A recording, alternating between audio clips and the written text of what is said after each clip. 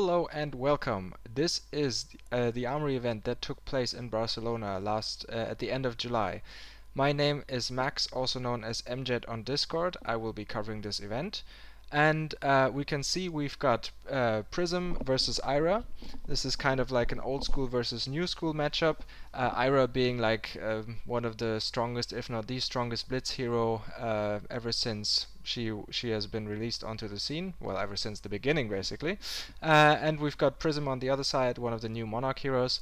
We saw that the Ira player won the die roll and decided to go first, which is an interesting choice. I believe that the ninja players do not mind going first so much because they've got the Kodachis, and blocking them on the first turn can be kind of difficult or annoying, or most likely you're going to take 1 or 2 points of damage just because you don't want to spend too many cards blocking the Kodachis and then end up not having enough cards to block the real attack that is coming afterwards.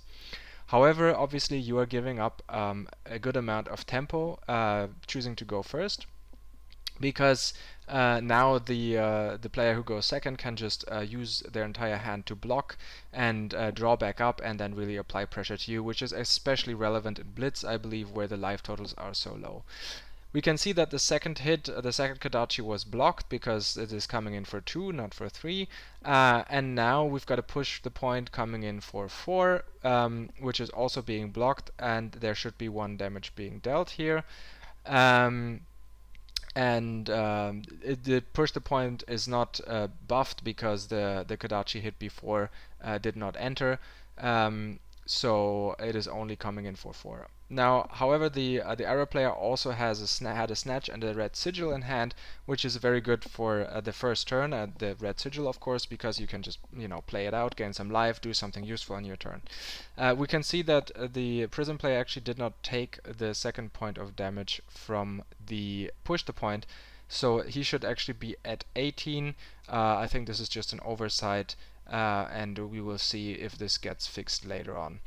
However, what we can see also is the Prism player has the Herald of Erudition in hand, and he's actually going to play it right away. So that's one of, if not the strongest card in Prism. It really demands a full block, so this is a 5-point dominate attack. If it hits, the player gets to draw 2 cards and also put it into his or her soul. So very, very threatening, especially since he's running Luminaris, as I believe pretty much every Prism player ever is doing, because that just gives natural go again to all of your attacks, and that is really going to put a lot of pressure on the Ira player here. So I believe if he does not have any way to pop the Phantasm, the correct play is to use the equipment that he has right away. However, it looks like he's electing to just block for 3 or not. No, he's putting the equipment in front of that. I think that is correct. Obviously, this is not what you want to do, what you want to see that early in the game, losing your equipment, but that's the way it is. And oh my god, he has the perfect hand. That is a pommel right on top of that Herald as well. That is just disgusting. So that means not only does he get to draw cards and push some damage, the Ira player also has to discard. So that is a really, really strong second turn, and this is going to be a huge tempo swing. So we will see how he will come back from that. I cannot really tell with the glare if this is a red, yellow, or blue pummel. I would assume it is probably a yellow pummel. The Ira decks, the running Luminaris, usually run a lot of yellow cards over the red counterparts, just because you have to have a critical mass of of those yellows in order to make sure that your attacks have go again. So there's a bit of a debate here on how this interaction works, because a card gets put into soul and then there is something being pitched. So I believe the way that this works is, since the pommel is played before the attack actually hits, the card that is used to pitch here would not give any extra resources because of the vestige, right? The Herald of Erudition goes into soul after the hit, and then we get and then the effect would be active, and then anything that you subsequently pitch would gain extra resources. So I believe this is a slight misunderstanding here, because it looks like the Prism player is taking that extra resource, like he has 2 yellow pitch cards in his pitch zone, if I see that correctly, and the Herald of Erudition as well as the Pommel cost 2 resources, so he should be at 0 resources floating at this point right now. So right now there is a debate on, oh, that's interesting. So now I understand why he took less damage on the previous turn, because he believes that the effect of reducing the amount of damage is active while blocking, which is not the case. This is clarified, so now he actually does take the second point of damage from the first turn, so this is a correct game state, well, except for the additional resource that is floating. Okay, so it looks like it was a red pommel. He's taking 4 points of damage. Really rough, and we've got 2 cards drawn, and I would expect to see at least, well, an additional attack, or maybe just make a Spectral Shield token and ping for 1. However, as I said, so this was a really strong attack right now. However, not all is lost for the Ira player. If the follow-up is not that devastating, we know the biggest strength of Ira is that Ira is a character that can really can do a lot of things with few cards. So the classical Ira thing is you block with 2 cards, you keep 2 cards, and then you have ideally like a blue to pitch, swing twice with the Kodachi, and then you have a red card to deal some extra damage. So that would usually, like a standard Ira turn is that way, representing 8 damage just from 2 cards. So even if he did lose, like he is going to lose a lot of momentum here on this turn, this does not necessarily mean that the game is over, in particular since he had a great first turn, gaining some life and buffering his life total a little bit. He's only down to 19 here. I believe the debate about the interaction is still ongoing. Now it seems like they might have actually arrived at the correct conclusion, because this is, if I am not mistaken, a yellow illuminate. So that would mean it would pitch for 3 now, because yes, at this point the Herald of Erudition did go into the soul, and that means the illuminate does produce an extra resource since it is a light card. Okay, oof, okay, that is tough. So he did have another Herald to play, and it looks like it was the one, I forgot the name, that does an extra point of arcane damage. And the Ira player was like, well, if I block with the remaining cards from my hand, there's nothing to come back at you, and I really have to try and swing the tempo back into my favor, otherwise I'm just completely lost. So as I said earlier, he was at a healthy 19 life after this devastating first swing. The follow-up was even more devastating, because it was a 7-point Herald, or an 8-point Herald. No, it ended up being 7 points because it was a yellow one, so 6 from the Herald and 1 from the arcane damage. 7 points of damage being dealt here. So that's pretty rough. Okay, so however, as I said, he is doing the Ira thing. So if we see a blue pitch, we see a Kodachi, I expect we see another Kodachi, exactly, we see a second one, and then I expect we see some form of red attack. Maybe there's an attack reaction hiding somewhere as well, well, we will see what the plan is here. Maybe even some form of combo line if he's really lucky, but we'll see. Okay, so we've got a yellow pommel is used to block. We've got a red leg tap coming, so this is a 4-point attack. And we can see if this is being taken, then yeah, that's exactly what happens. We're basically at parity again from the life, and he did have the snatch and arsenal from the first turn. So I love this play. I think this was a great shout to say, you know what, I'm just gonna take the 7 damage from the follow-up Herald and just present this massive turn. So this is what are we looking at here? This is like 11 points of damage and a draw trigger coming back off of 3 cards. That is really, really, really strong. So he is looking to swing the tempo back in his favor, and he might just do that. I mean, if this snatch enters, that's another card you can potentially put in arsenal, unless he's unlucky to draw a blue. You You might even still want to put it in arsenal just to have a stronger turn, and yes, he manages to do just that. Okay, so that's an excellent use of resources. He's looking at a card. The way that he is currently undecided, it looks like maybe it's a blue one, but I think we will find out sooner or later. He does elect to put it in arsenal either way, and he's ready to draw up now. Okay, so really good comeback turn, and however the Prism player obviously coming off of his great second turn was able to say, well, I'm gonna take some damage, and now I've got 3 cards in hand to really come at you, and we'll see what he has. Oh my god, it looks like he drew all of his instant. Oh, that is so rough. Oh my god. Yes, that is kind of the reason we can see right here why I personally do not like those instants in the Blitz format. They are just so slow, and this is not. So if we compare those two turns, right, this is also a 3-card hand, and what does it do? It is presenting, well, he's going to block 3 points of damage later on, and he's doing 3 points of attack right now. So if we compare that to the 12 damage plus the draw trigger that the Ira player did on his turn, I mean, yeah, that is a really, really big difference, and not where you want to be. And in particular, he really didn't have a choice here, right? He only had those instants in hand. They don't block, so the only thing he can do is play them out, and so he's doing the best that he can, but yes, he is really paying the price for putting those cards into his deck. Obviously, I'm not saying it's wrong to put them in the deck. I'm just saying that I just don't like it myself so much, and you're just subject to these high variance situations where sometimes they're amazing, and sometimes, like here, they are pretty rather terrible. So he's gonna be three swings for 1. He does have with the blinding beam, he has like a yellow pitch card in his pitch zone, so the auras have go again.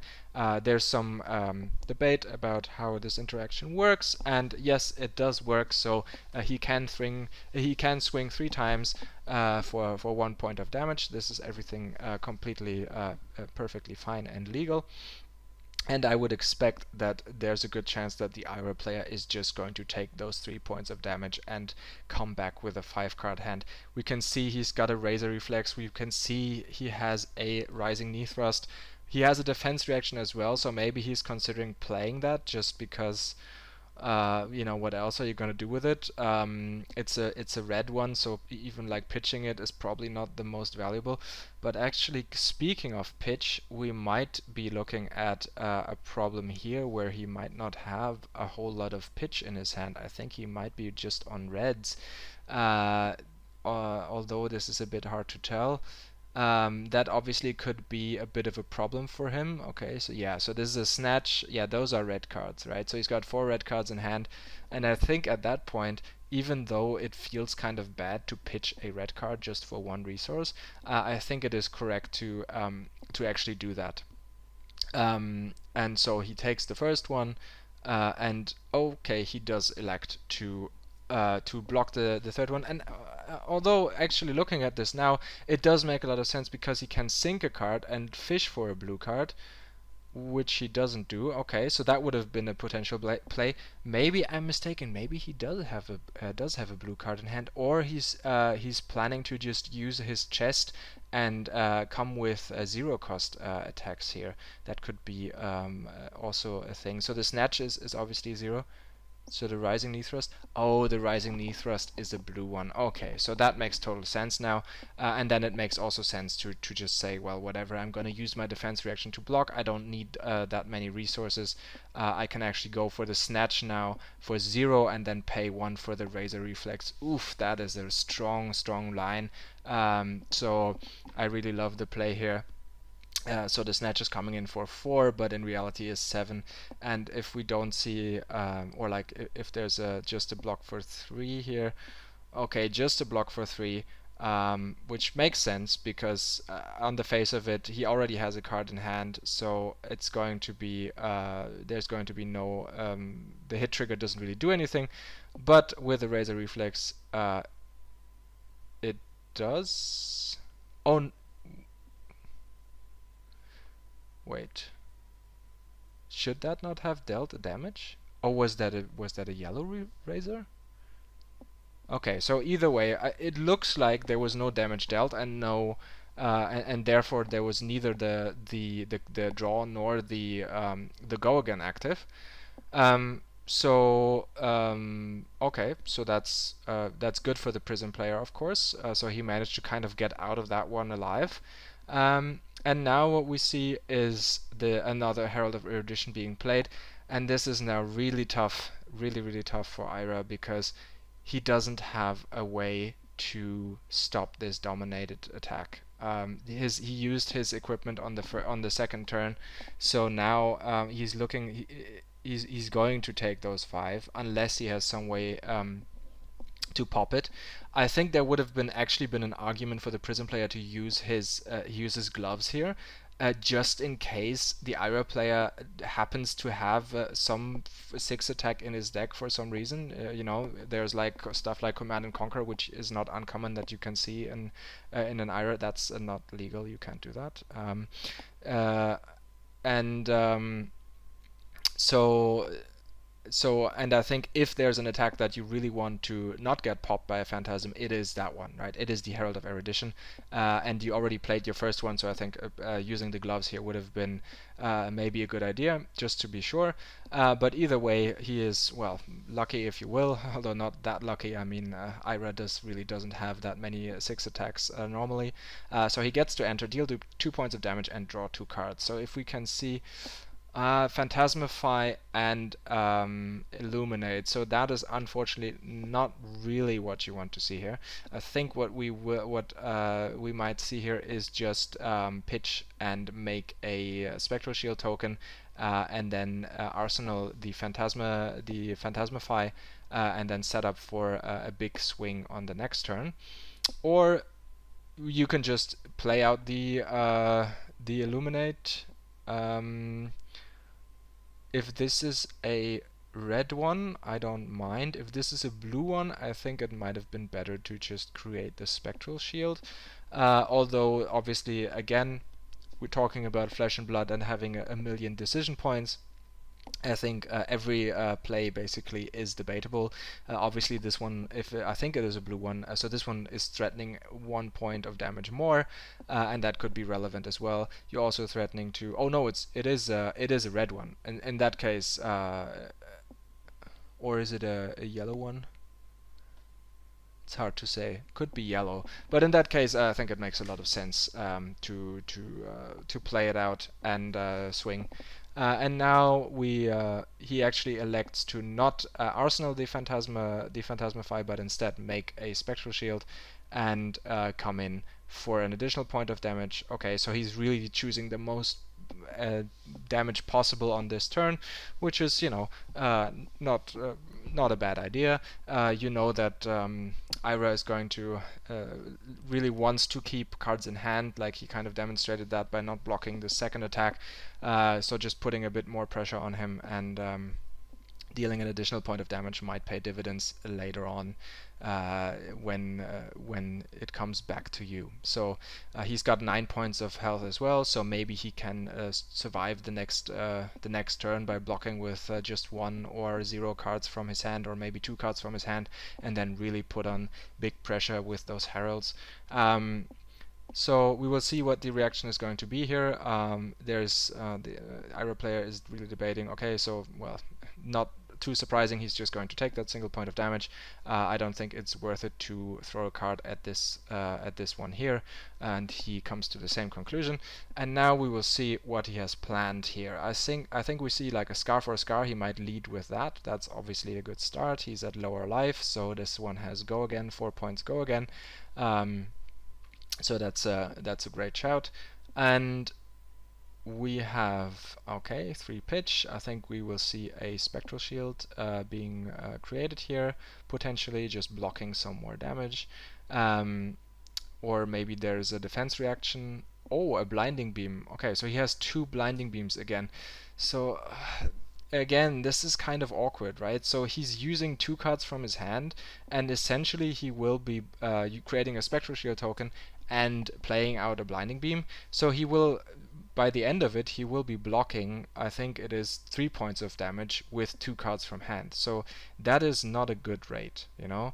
That is definitely not a good rate. He did manage to stop this attack, however. I am a little confused. Was this scar for a scar maybe not a red scar for a scar? Probably, because he didn't take any damage here, so maybe it might have been a blue scar for a scar. Okay, in that case it makes still, you know, the blinding beam play is not really great value. And now this is I think it's called Pounding Gale, right? A 5-point attack. So we will see if he chooses to block here. Either way, he only has 1 card left in hand, and this is again due to the blinding beam effect. You know, having 2 blinding beams in hand really doesn't block well, really doesn't attack well. So yeah, it's kind of one of those tech cards where you really want in specific situations it's amazing, but usually it's not all that amazing. So okay, we've got a no block, and we choose to and Ira says, you know what, I'm going to go in here, I'm going to deal an additional point of damage, I'm going to give go again, and I'm potentially have something to threaten lethal here. Is this, I think this is a blue attack, so that might not be a lethal swing, but it is definitely some additional damage being threatened here. And I think the reasoning is he's sensing some weakness, and also he's thinking this game is not going to be going for that much longer, and I better use my equipment while I still can. I think this turn right now, with the Prism player just drawing those blinding beams, I think this is really puts the momentum firmly in favor of Ira, because you know there's no he doesn't really have any cards in hand, the Prism that is, and you know, and he's just there's a good chance that he won't be able to threaten lethal on the way back, and he's starting to have a very low life total, and we all know what it means to play with a low life total against the Kodachis, and it's not a good time, you know. Once you're at oh, and he drew another instant, that's rough. He might just make a Spectral Shield here, or Arsenal this, I don't know.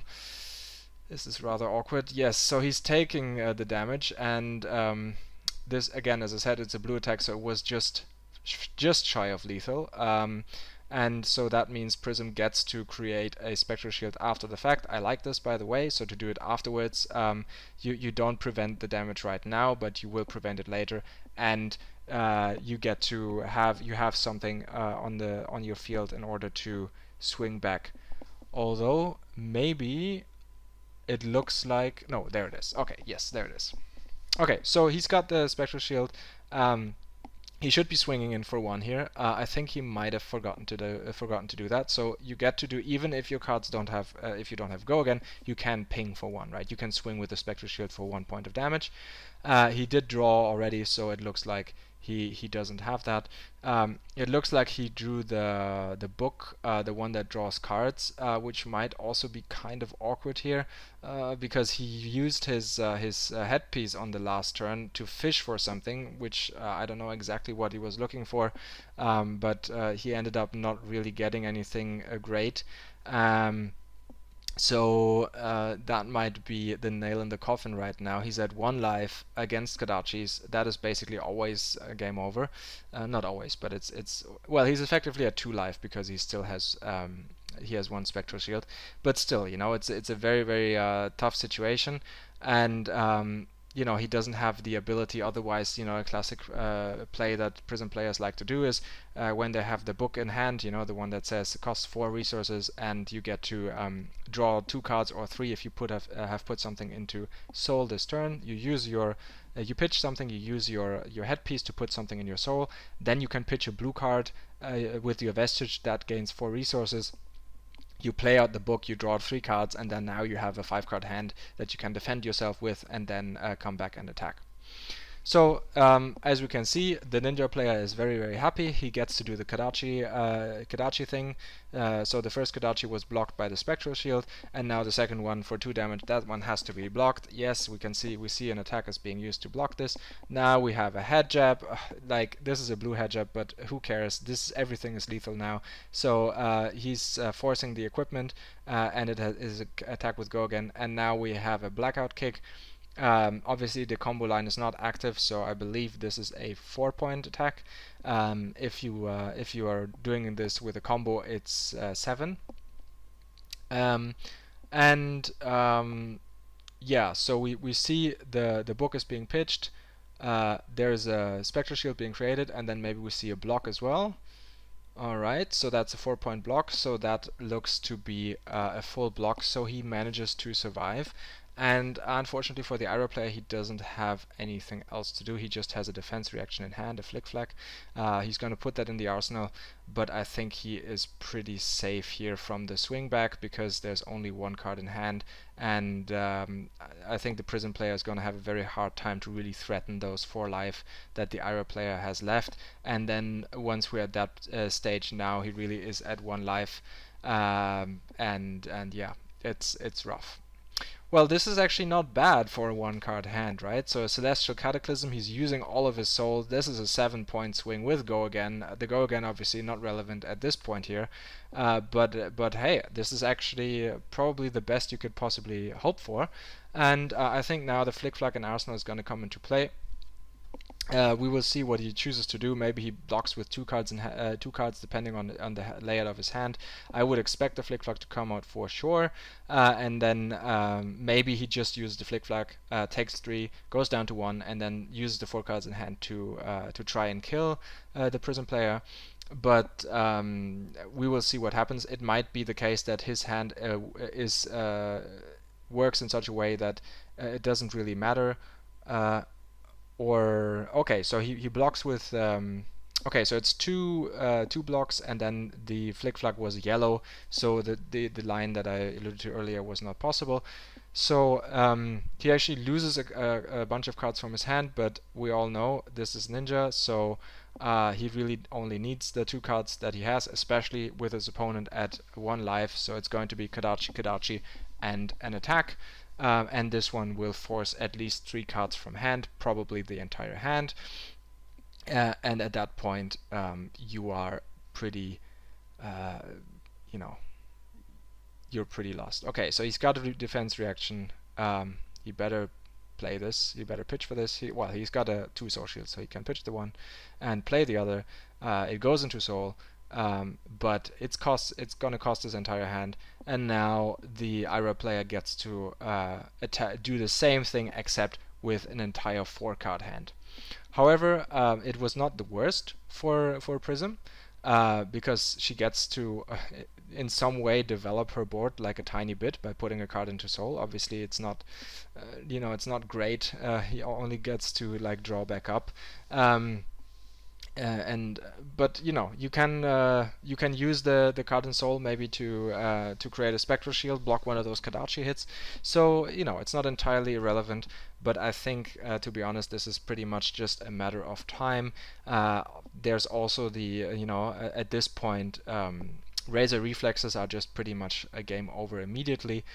So that's kind of like a threat that is looming the entire time as well. And so yeah, we can see the book is being pitched, so we kind of convert the book via the card in soul into a 1-block into a 1-block card in order to block the Kadachi hit. It's better than nothing, but obviously it's not really where you want to be. The second Kadachi, that's going to force a card from hand, and then we can see if the ninja can string two attacks together. I think that's going to be game over. If he only has 1 attack here, we might play another turn, but either way, this is just a slow and painful death. Okay, so this is a push the point, so that kind of like suggests that maybe he doesn't have anything else.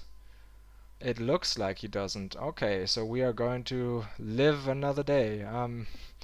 Alright, so this is why we call it the Kadachi lock, right? We can see the Prism player does not get to do anything. He has to throw his entire hand at the attacks every turn, and he's just slowly bleeding to death here. Like there's no possibility for counterplay, and sooner or later he either will start drawing one of his instants again, or the ninja player will find cards with go again other than the Kadachis and be able to string together 4 attacks rather than just 3, and then that's going to be the end of the game. Okay, so we'll see, does he have it now? He's looking for... Oh, he was being asked about the Razor Reflex, most likely, but I think you can't play around that too. That would mean throwing 2 cards at each single Kadachi, and I think that's just not going to happen. Alright, another Snatch. Oh my god, is that a Snatch blue? Wow, his hand must have sucked. Oh my god. So the Prism player actually gets to keep a card now, so that was very interesting. He arsenals the card, which is probably the only thing he can do. But yeah, that was kind of unexpected. But still, we're kind of still in the same situation. Now we see a Genesis in the hand of the Prism player, and the spectral, the one that creates 3 spectral shields. So I think this is going to be the last turn of the game here. However, we only have a blue pitch, pitching a blue flick flack. We'll see what happens. We're pitching 2 cards and creating 3 spectral shields. Okay. That's a very sad state of affairs. So that's just going to block the 2 Kadachis. And then the attack that's coming in after, if it's at least a 4-point attack, is lethal. Yup, that's going to block the Kadachis. Do we have a 4-point attack? Hardened cross trap. Oh yes, we do.